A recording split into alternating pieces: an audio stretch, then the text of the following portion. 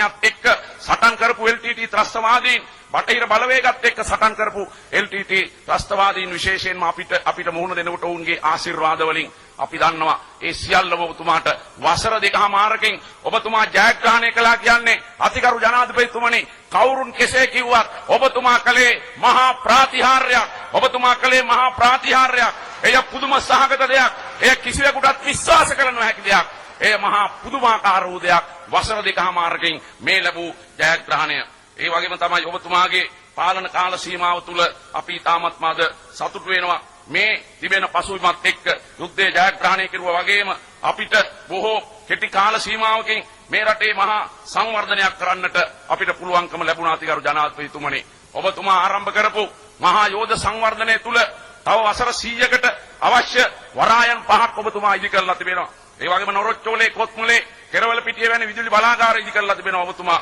මහා ජාතික වාරි පද්ධතියක් ඇති කරලා තිබෙනවා මොරගහ කන්ද කළුගඟ වැනි මහා යෝජනා ඒ වගේම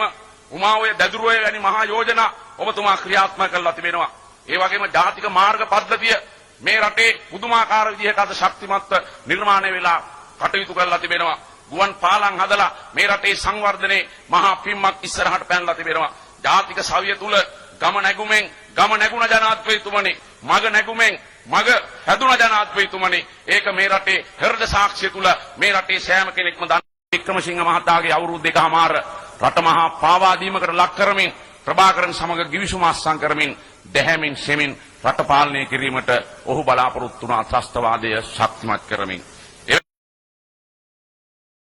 නව පෙරමුණක් වර්තමාන විපක්ෂ නායකතුමා එක්සත් ජාතික පක්ෂයේ නායකතුමා අගමැතිවරයා වශයෙන් මම පත් කරනවා